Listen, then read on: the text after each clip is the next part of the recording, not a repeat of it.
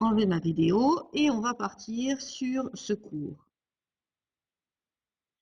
Donc, ce cours, en fait, j'ai accepté de le faire parce que j'ai été sollicitée avec 3 autres personnes, en particulier Morgane Robles, qui est maintenant au Canada, qui a été mon ancienne doctorante, Carrie Hammer et Bud Stanyap, qui sont des nutritionnistes du cheval et des gros animaux aux États-Unis. Et on nous a demandé de faire un document, un article pour Vet Clinics of North America, donc un document de référence sur la nutrition de la jument.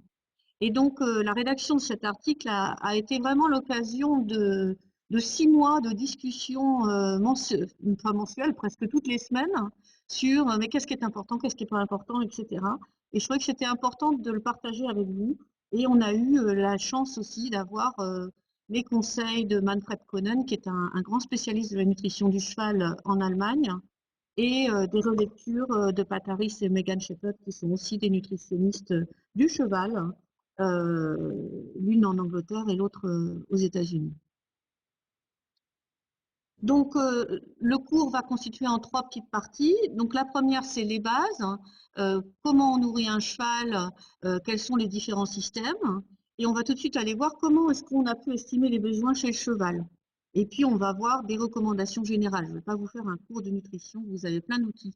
On verra à la fin. Et ensuite, on va se concentrer sur ce qui se passe durant la gestation. On a divisé en 3 grandes périodes et on a essayé aussi de voir comment ces 3 grandes périodes, durant ces 3 grandes périodes, on pouvait en fait couvrir les besoins de la jument. Et puis, je vais finir par les choses qu'il faut éviter et puis les choses qu'on sait et qu'on ne sait pas, que parfois on se demande. Et donc, il y a beaucoup de choses qui circulent, mais scientifiquement, qu'est-ce qu'on sait et qu'est-ce qu'on ne sait pas. Donc, d'abord, la première chose, c'est qu'il faut savoir que lorsqu'on travaille au niveau international, on est confronté à un premier problème, c'est les systèmes alimentaires. On a d'abord le système NRC, qui est le système américain, qui travaille sur les besoins des animaux en énergie digestive, c'est-à-dire c'est l'énergie brute de laquelle les aliments desquels on enlève l'énergie brute des fécès, donc de la nourriture non digérée et des sécrétions digestives. Donc ça, toutes les données qu'on a sur les besoins des animaux aux États-Unis, c'est avec le système NRC. On a un deuxième système qui va, lui, utiliser l'énergie métabolisable. Donc l'énergie, on va soustraire tout ce qui vient des urines et des gaz exprimés par les animaux. Donc ça, ce système, il est un peu plus fin au niveau des besoins et c'est le système allemand, German et scandinave. Et en France, on va utiliser, et puis donc, dans le sud de l'Europe, on va utiliser le système INRA et CVB qui vont prendre en compte l'énergie nette. Donc on va enlever tout ce qui est perte de chaleur pour vraiment analyser l'énergie qui est produite qui est donnée par les aliments. Donc on va enlever le métabolisme basal, l'énergie utilisée pour la digestion et l'absorption, la régulation thermique, etc., etc. Donc, c'est un système qui est plus fin d'utiliser l'énergie nette, mais qui ne va pas forcément être très facile à corréler aux autres systèmes et peut-être aussi qui va être parfois plus difficile pour avoir les valeurs de tous les aliments. Et donc, ça veut dire que quand j'ai commencé à préparer ce cours, je suis allée dans ma bibliothèque et je me suis retrouvée avec plein de bouquins avec les différents systèmes pour essayer de vous faire une synthèse. Alors, on parle de la gestation.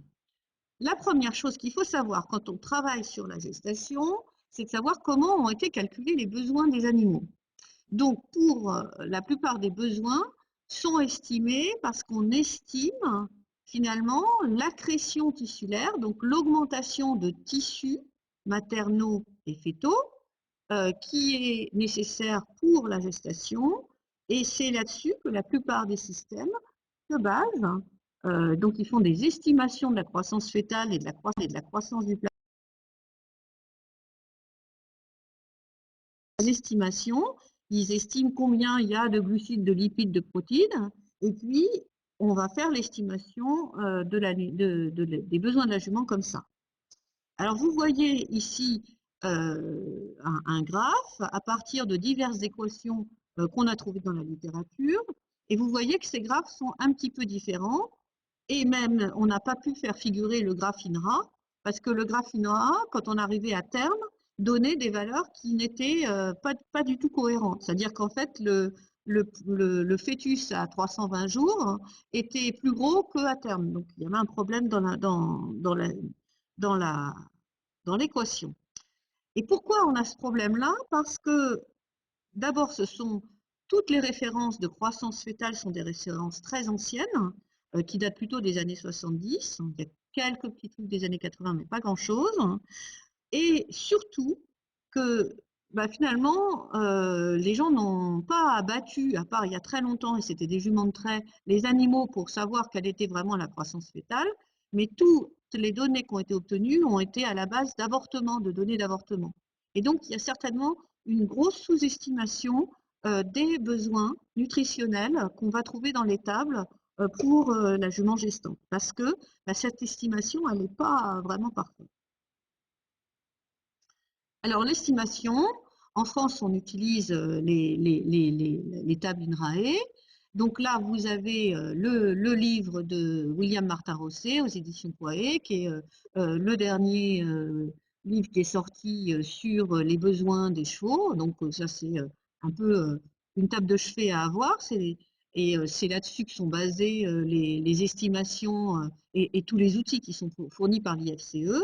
Et on voit donc les besoins de la jument. On voit que si vous avez une jumentarie ou en tout début de gestation et une jument entre 0 et 5 mois, les besoins sont quasiment pareils. Qu'en milieu de gestation, ça augmente légèrement. Et puis en fin de gestation, on a une très forte augmentation de tous les besoins. Et puis qu'on a ensuite les besoins de la jument allaitante. Et ce que font les gens en général, c'est que quand la jument est en début de gestation et allaitante en même temps, on va additionner les besoins. Et de nouveau, ça c'est aussi quelque chose qui pose question. Est-ce que finalement une addition simple des besoins est totalement correcte? Et ça, je n'ai pas la réponse. Mais ce que j'ai, c'est ici un graphe d'une de mes doctorantes lorsqu'on faisait une expérimentation sur une station de l'IFCE sur les besoins sur la jument gestante.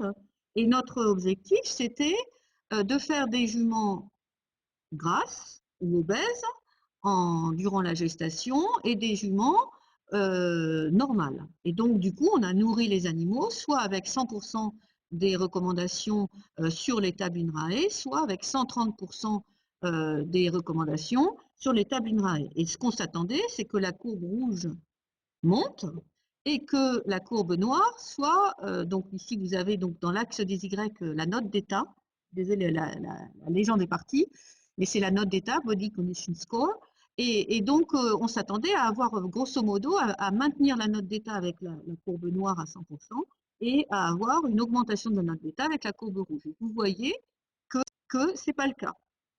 Ce qui montre bien que le système utilisé actuellement par tous les systèmes d'évaluation alimentaire pour la gestation et pour évaluer les besoins alimentaires durant la gestation, eh bien sous-estime ces besoins.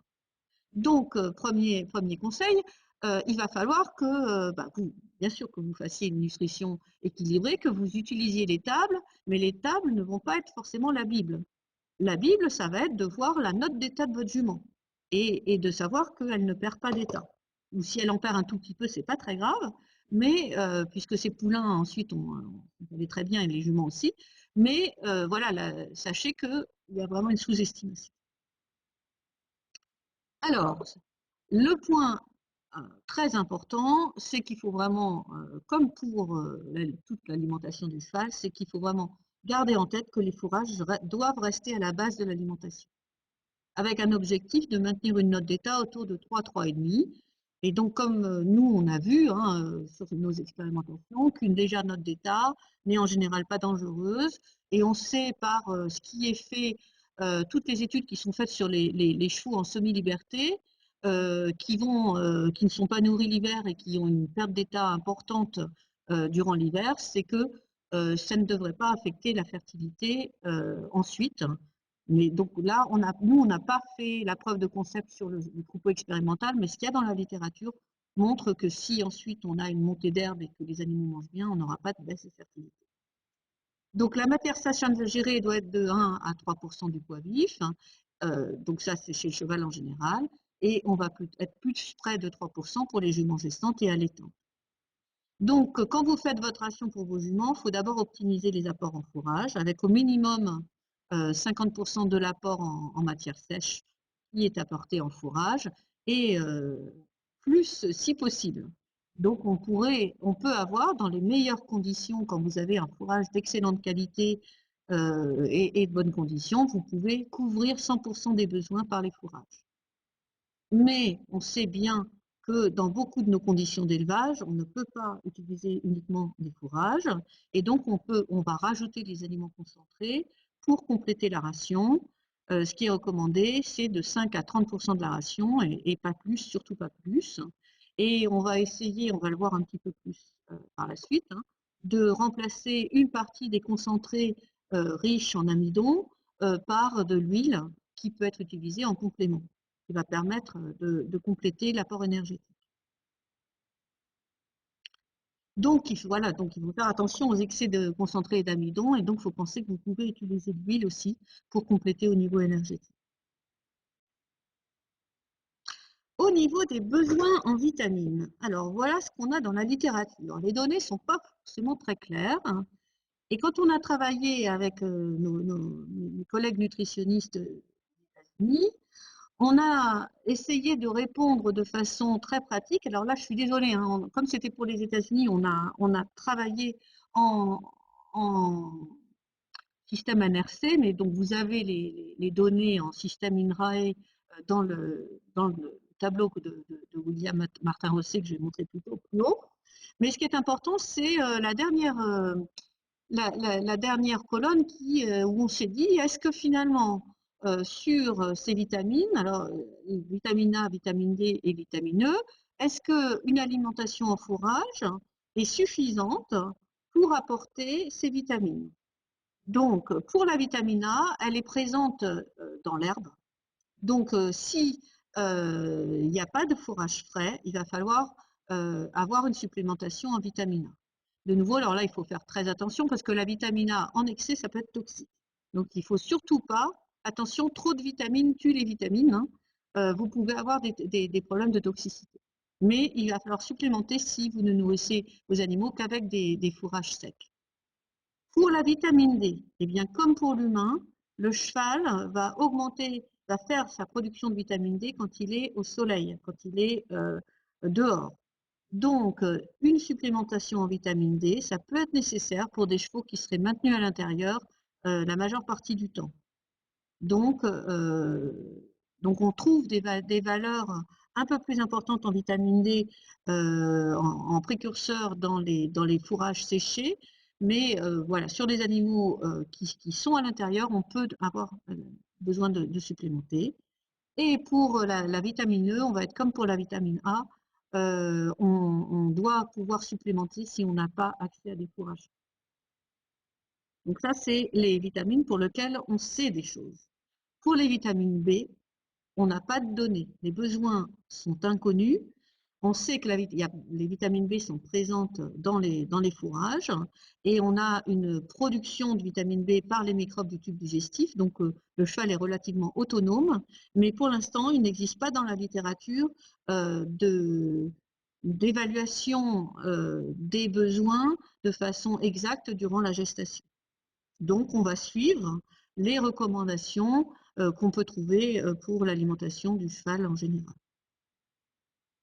Pour ce qui est des besoins en minéraux, donc de nouveau, hein, on va respecter le rapport phosphocalcique, mais on peut avoir besoin de supplémentation en calcium, en particulier lorsqu'il y a concomitance de la gestation et de la lactation, hein, donc pour compléter à cause de la lactation. En phosphore, il peut y avoir des besoins. Donc, si on consomme des fourrages de qualité plutôt mauvaise, donc là, il va peut-être falloir. Donc là, l'analyse des aliments peut être intéressante. Si vous avez des aliments, des fourrages de bonne qualité, vous n'aurez pas besoin de réfléchir à ça. En potassium, les fourrages, ça va être bon. En sodium, souvent, la supplémentation est nécessaire, hein, au moins par les pierres à sel. En chlore, c'est de la même chose. Alors, on parle beaucoup du cuivre. Et en cuivre, en fait, les fourrages ou l'herbe de saison froide, en général, sont assez pauvres en cuivre pour les besoins du milieu de la gestation. Donc, en été, il n'y aurait pas de problème, mais ça peut valoir le coup d'aller vérifier ou d'aller faire quelques dosages pour savoir si vous êtes adéquat ou là d'utiliser un complément. Donc, en zinc, il y a besoin de supplémenter, c'est ce qu'on va trouver dans les CMV. Et puis, le sélénium, ça va vraiment dépendre de votre localisation géographique puisque ça va dépendre des régions. Pour les besoins en eau, les juments gestantes, elles ont besoin de 5,1 à 6,9 litres par 100 kg de poids vif et par jour. Et alors, on monte donc le besoin pour les juments qui sont allaitantes. Et donc, ces besoins peuvent encore augmenter lorsque les animaux sont nourris qu'avec des fourrages secs. Donc, il est vraiment essentiel, durant la gestation et la lactation, bien sûr, de ne pas limiter les apports en eau. C'est important parce qu'avec le réchauffement climatique, on peut avoir parfois des limites en eau et que vous ayez quand même ces valeurs en tête. Alors, dans les fourrages qui sont à la base de l'alimentation, on a aussi des besoins protéiques et en général, l'acide aminé qui peut être limitant, c'est la lysine qui représente environ 4,3% des besoins protéiques. Donc là, vous allez peut-être devoir ajuster. En général, c'est pas trop le problème, mais sachez que si vous devez regarder un acide aminé, c'est la lysine. Alors, qu'est-ce qui se passe? Qu'est-ce qui peut aussi justifier le fait que les besoins qui sont dans toutes les tables qu'on va trouver, quel que soit le système, nous paraissent sous-estimés? Eh bien, en fait, je pense que ce qui n'est pas toujours pris en compte et ce qui est souvent pas pris en compte, c'est que finalement, la jument, quand elle est en gestante, elle a un changement de son métabolisme. En début de gestation, jusqu'à 4-5 mois, elle va mettre en place ses réserves d'énergie. C'est le même système pour la femme. Donc, on va avoir des flux de glucose qui sont représentés par les flèches bleues et le glucose qui vient de l'alimentation, qui est tiré des aliments, il va être absorbé. Donc, on va avoir une augmentation finalement de l'efficacité d'absorption de ce glucose et un stockage de ce glucose au niveau du foie. Du foie, ça va être plutôt sous forme de glycogène. Au niveau des muscles, on va avoir sous forme aussi de lipides et dans le tissu adipeux.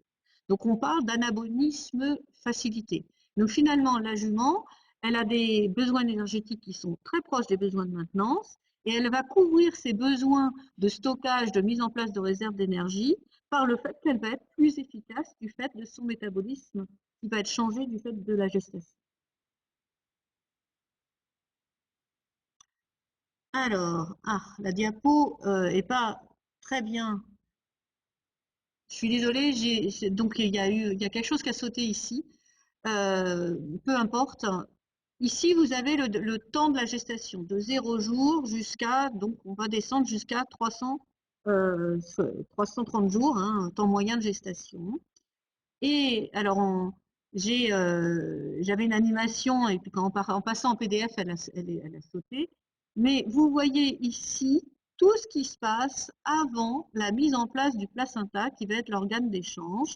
Et puis, dans cette première partie de gestation, là, jusqu'à 90 jours, il y a la mise en place du muscle, la différenciation musculaire et la mise en place des fibres musculaires, qui après vont grandir, grossir, mais c'est là que vont se mettre en place les fibres. Il n'y aura plus de nouvelles fibres qui seront faites après le premier trimestre. L'information des os et des chondrocytes qui vont être nécessaires, enfin donc de tout ce qui est nécessaire pour l'ossification qui va être ensuite plus tardive, la formation du cœur avec les quatre ventricules, les deux ventricules et les deux atriums qui vont être présents dès 38 jours, et puis on commence à avoir les valves qui sont présentes à environ 90 jours. On va avoir le foie aussi qui se met en place et tous les tissus hématopoïétiques qui se mettent en place, et la maturation du pancréas, hein, qui est vraiment essentielle pour le métabolisme énergétique. Tout ça, ça a lieu durant cette période-là, qui est la période où finalement les besoins sont, au niveau énergétique, sont les mêmes que pour des besoins de maintenance. Donc attention à vraiment soigner la qualité de l'alimentation durant cette période, parce qu'on pourrait avoir tendance à se dire, bon, ben voilà, elle n'a pas beaucoup plus de besoins, je peux le négliger. Non, il est vraiment important, puisqu'il y a toutes ces périodes, ces choses extrêmement importantes qui ont lieu durant cette période, que la qualité de l'alimentation soit soignée durant la première partie de la gestation. En milieu de gestation, donc ça y est, les organes de fœtaux se sont mis en place. On a des fibres musculaires, on a un cœur, on a etc. Les organes sont là et on va avoir une croissance modérée, peu de différenciation, mais une croissance du nombre de cellules de 5 à 8 mois. Donc la jument va continuer à stocker du glucose, elle va continuer à avoir son anabolisme modifié, mais bon, voilà, on a un fœtus qui continue à croître, donc on a des besoins énergétiques qui sont légèrement augmentés par rapport à la maintenance. On n'a pas des besoins énormes, mais de nouveau, donc là, on est dans une période plus finalement de croisière où c'est surtout de la croissance. Et alors, en fin de gestation, dans les 3 derniers mois, là, le poulain se met à croître à une vitesse exponentielle, hein, ce qu'on a vu sur un des premiers graphes que je vous ai mis. Et là, la jument, elle va aller puiser dans les réserves qu'elle a accumulées durant les 2 premières parties de la gestation. Donc, on va avoir des triglycérides, donc des acides gras, qui vont revenir vers la jument pour la croissance du fœtus, des acides aminés qui peuvent être puisés dans la réserve musculaire, et le glucose aussi qui va repartir des lieux de stockage pour la croissance du fœtus. Donc une augmentation importante des besoins. Donc augmentation de la quantité de glucose absorbée après le repas, ça continue. Production de glucose pour faire face aux besoins très augmentés pour la croissance fœto-placentaire, voir s'il n'y a pas assez d'apport, dégradation des protéines musculaires, réduction d'urée par le foie, souvent on voit l'urée qui augmente en fin de gestation chez la jument, et des acides gras, et pour subvenir aux besoins en énergie à la fois de la jument et du poulain. Et il faut savoir que 75% du glucose circulant de la jument est utilisé pour l'unité fœto-placentaire en fin de gestation. Donc les besoins en énergie vont être augmentés très fortement, de 1,3 à 1,5 fois les besoins de maintenance. Et donc ça, c'est juste une petite illustration sur le métabolisme du glucose, hein, qui est celui qui nous intéresse le plus. En noir, vous avez après un repas, l'augmentation du glucose chez un animal qui n'est pas gestant. Avant 270 jours de gestation, on voit que la jument, eh bien, elle absorbe plus de glucose à partir du même repas par rapport à un animal non gestant.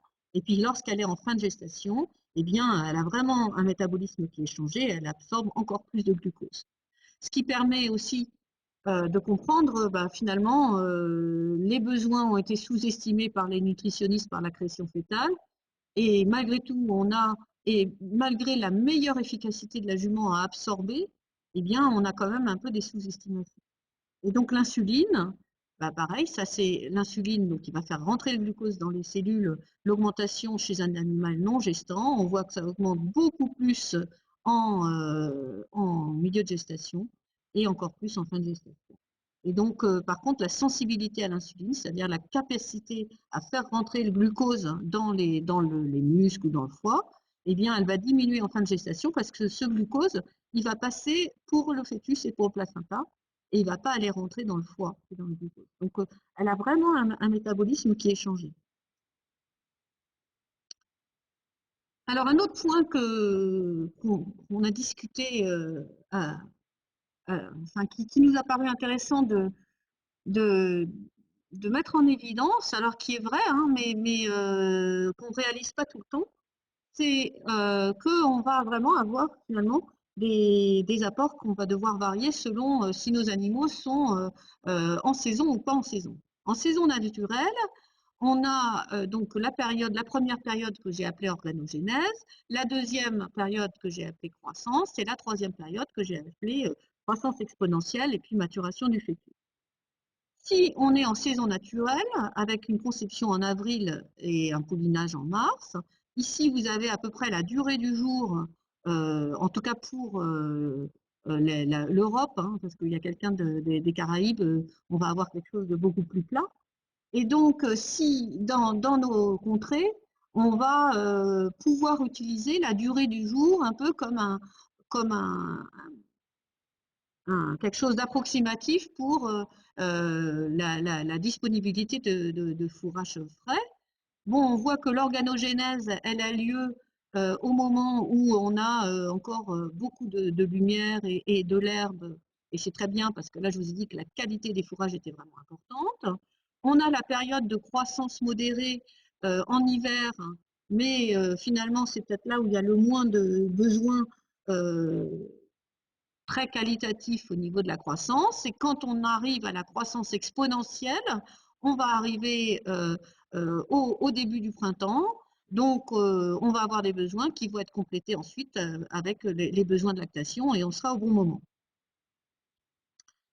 Quand on désaisonne et qu'on va concevoir en mars pour un poulinage en février, eh bien, on voit qu'on va décaler un petit peu tout ça et que finalement, pour cette période de plusieurs mois d'organogénèse et de phénomènes très très importants, on va être sur le déclin au niveau de l'alimentation. Donc, il faudra bien soigner la qualité des fourrages sur ces juments. Euh, et puis, on va avoir pour la fin de la gestation, on va être en février, hein, et donc là, il va vraiment falloir compléter et supplémenter. Bon, ça, vous le savez, mais euh, on a quand même voulu le montrer. Et de même, on va avoir une disponibilité en fourrage toujours représentée par la durée du jour qui va être différente lorsqu'on a des poulinages tard. Ce qui fait que si on reprend mes trois graphes sur lesquels on a mis ici, c'est la gestation, les besoins estimés par les différents systèmes. En rouge, c'est le système français, en vert, c'est le système allemand et en bleu, c'est le système américain. Eh bien, on voit que finalement, on voit bien qu'en début de gestation, les besoins sont faibles. Je vous rappelle que la situation normale, c'est ici, les besoins sont faibles de façon énergétique. Par contre, ils sont importants au niveau qualité. Bon, c'est le moment où on a le plus d'herbes fraîches. Et puis, autrement, on a une bonne adéquation entre les besoins en énergie, en, en lumière et en production d'herbe, hein, donc c'est approximatif, hein, et on voit qu'on est un peu décalé par rapport aux autres lorsqu'il y a les désaisonnements. On a refait la même chose pour les protéines, donc avec les besoins en protéines, et que de nouveau vous voyez parfois des gros écarts hein, quand même entre les différents systèmes sur les besoins protéiques. Et on voit quand même une adéquation, la nature étant bien faite, hein, des besoins avec sur une saisonnalité normale. Donc, bien sûr, il va falloir être plus vigilant sur la nutrition de vos juments lorsqu'elles ne sont pas dans la saison naturelle. Et alors, bien sûr, ce qu'il ne faut pas oublier, hein, c'est cette histoire de, euh, de juments allaitantes alors qu'elles sont en début de gestation, qui vont vraiment augmenter les besoins des juments en début de gestation, ici en énergie. avec la supplémentation nécessaire. Et puis pareil, en protéines, durant la gestation. Donc simplement, n'oubliez surtout pas la lactation, bien sûr, et puis n'oubliez pas que le désaisonnement ou des poulinages très tardifs eh bien, vont pouvoir peut-être affecter la qualité des fourrages et qu'il va falloir être vigilant. Alors le dernier point, j'en ai parlé dans une webconférence précédente, mais quand même pour ceux qui n'avaient pas suivi, je vais quand même vous faire un petit rappel. Donc moi je travaille sur le concept des origines développementales de la santé, qui a été montré initialement chez l'humain, et où on sait que toute altération de l'environnement maternel, que ce soit le métabolisme, la nutrition, l'âge, la taille, le traitement, eh bien va entraîner des adaptations du développement intra- et extra-utérin après la naissance. Et puis que en fait ça va conditionner par des mécanismes épigénétiques le phénotype et la santé à long terme du descendant. Et en fait, ça conditionne surtout le métabolisme énergétique. Et chez le cheval, on a aussi montré que ça conditionnait en partie le métabolisme ostéo-articulaire et la prévalence d'ostéochondrose. Donc voilà, on a travaillé là-dessus. Donc il faut quand même savoir que la qualité de ce que vous donnez à votre jument, elle va avoir un rôle sur la santé.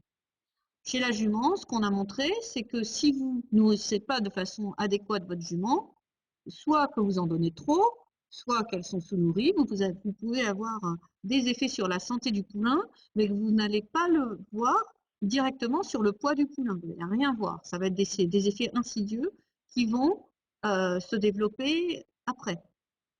Donc, on a, en particulier sur les juments obèses avec des notes d'état très élevées, on a une augmentation de l'inflammation. Alors, une augmentation de l'inflammation, c'est souvent associé, donc on va aussi trouver chez le poulain. Et donc ça peut perturber la réponse immunitaire et la sensibilité aux maladies. On a une modification du métabolisme énergétique qui peut modifier la résistance à l'insuline. Donc la capacité finalement à mobiliser, à faire rentrer le glucose et à le stocker, et puis à mobiliser ensuite peut-être le glucose au niveau des efforts. On sait que ce métabolisme il est changé chez le jeune, on n'a pas encore les données à très long terme, mais on sait que chez l'humain, c'est jusqu'à l'âge adulte, voire vieillissant.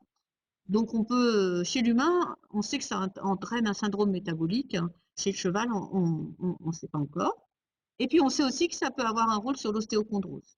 Donc j'avais fait un petit web séminaire aussi sur nourrir la poulinière pour un poulain en bonne santé. Vous avez le lien ici pour vous dire ce qu'on sait actuellement dans ce domaine.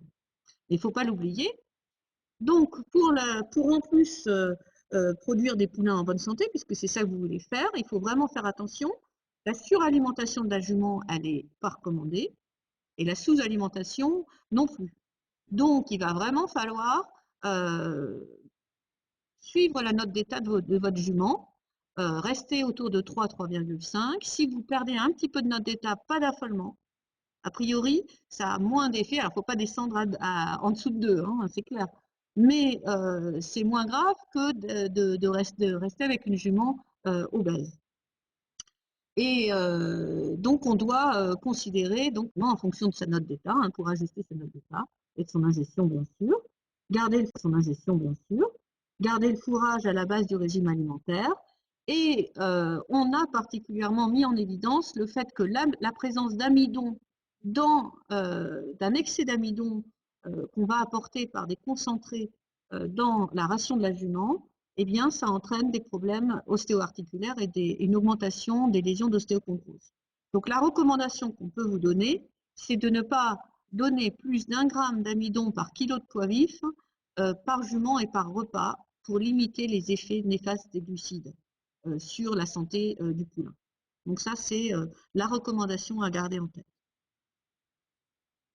Autre chose, donc je vous ai dit, justement, si vous avez vraiment besoin de supplémenter votre jument en énergie, mais qu'avec les concentrés que vous avez, vous ne devez pas non plus aller trop en amidon, qu'est-ce que vous pouvez utiliser? Vous pouvez utiliser les huiles. Les huiles et les graisses végétales, ça peut être un très bon moyen d'augmenter la teneur énergétique alimentaire.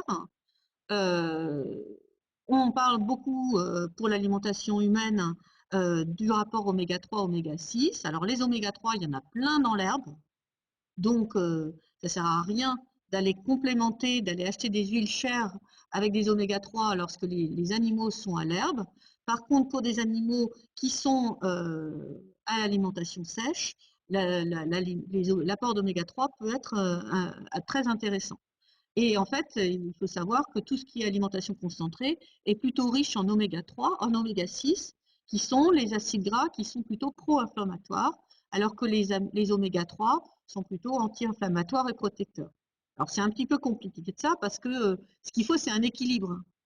Il ne faut pas supprimer les oméga 6. Il faut un bon équilibre, mais vous pouvez donc supplémenter en oméga 3 si vous le croyez nécessaire euh, sur des animaux qui ont une alimentation sèche. Alors, les cas particuliers de certains minéraux. Donc, le rapport phosphocalcique, il doit être supérieur à 1,4. S'il est moins, s'il est plus faible, et s'il est trop faible, on va avoir des effets sur les canons des poulains. Donc, faites quand même attention. Mais ça, je pense que c'est vraiment quelque chose de base. Au niveau du cuivre, pareil, hein, il faut faire attention. Il faut vraiment respecter les recommandations. On n'a vraiment pas, parce qu'il y a eu quelques papiers qui ont dit que des carences en zinc chez la jument pouvaient entraîner une augmentation de l'ostéochondrose chez le poulain. Actuellement, le consensus, c'est que les données vraiment scientifiques sur des bases, des essais randomisés où on voit vraiment, on a vraiment une approche scientifique correcte, ben, les données ne sont pas suffisantes pour dire qu'on doit supplémenter en excès les juments avec du cuivre. Donc, moi, je vous dirais, restez prudents. Le sélénium, donc c'est associé chez le poulain à la maladie du muscle blanc. Hein, c'est des poulains mous, souvent ils en meurent.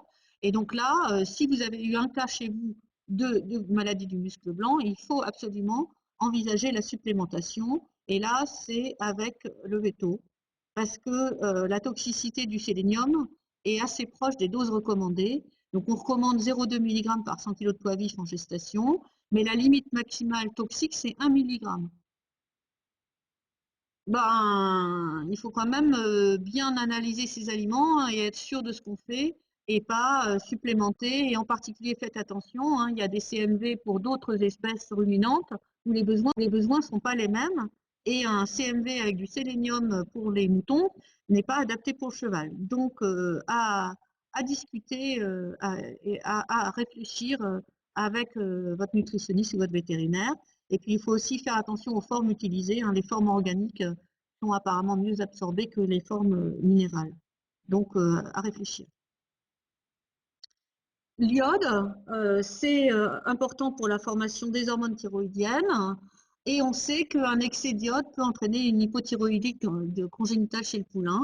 Et donc là, pourquoi c'est important? C'est que si vous trouvez sur le marché des supplémentations à base d'algues, elles peuvent être très riches en iode. Et donc ça peut poser des problèmes à terme sur vos poulains.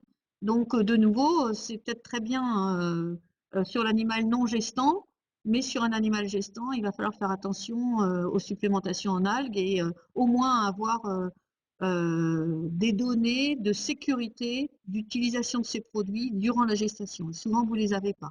Soit c'est pas mentionné, en général, ça n'a pas été testé et vous pouvez avoir des risques. Et pour tout le reste, eh ben, les données n'existent pas. Donc voilà, il y a encore beaucoup, beaucoup de travail à faire. Donc pour les compléments alimentaires, donc la supplémentation, elle doit être soigneusement réfléchie. Donc comme je vous ai dit, il y a beaucoup de choses qui, comme chez la femme, hein, n'ont pas été testées pendant la gestation. L'excès de vitamines et de minéraux peut être aussi néfaste qu'une carence pour la santé de la jument et du poulain, donc soyez prudents. Et pour les pré et les probiotiques, ça se développe. Il y a un papier qui montre, il y a un ou deux papiers qui montrent des effets qui seraient bénéfiques lorsque ces pré ou probiotiques sont donnés aux juments gravides. Sauf que bah, pour l'instant, c'est aliment par aliment et les données n'existent souvent pas.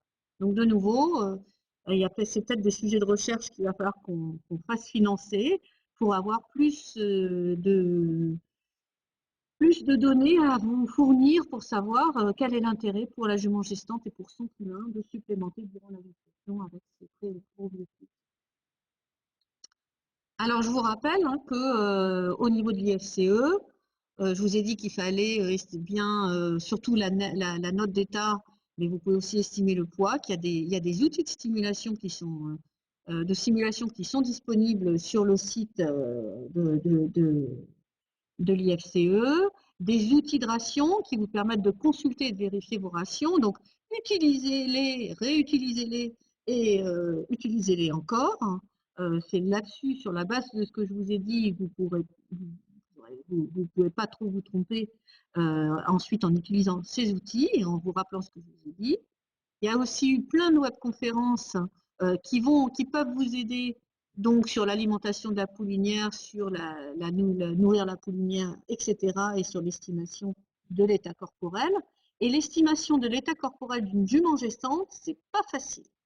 C'est vraiment pas facile parce qu'en fin de gestation, la jument, elle a un gros poulain qui tire sur son abdomen et donc on a tendance à avoir des difficultés à estimer la note d'état de la jument. Donc il faut vraiment utiliser tous les points et ce qui est important pour ne pas vous tromper, c'est d'estimer votre note d'état une fois par mois. Hop, vous allez regarder votre poulinière. Le mieux, c'est d'y aller à deux. Chacun fait sa note d'état de son côté. Puis après, on compare et on discute. Et donc, vous évaluez la, la progression de votre jument plutôt que juste un point. Un point tout seul, ça ne va pas vous donner grand-chose. Donc ça, c'est ce que vraiment important et ça va être une des choses essentielles pour le suivi de votre jument. Voilà, et puis il y a aussi une webconférence sur l'analyse des fourrages, etc. Donc vous avez beaucoup d'outils que vous allez pouvoir utiliser pour vous.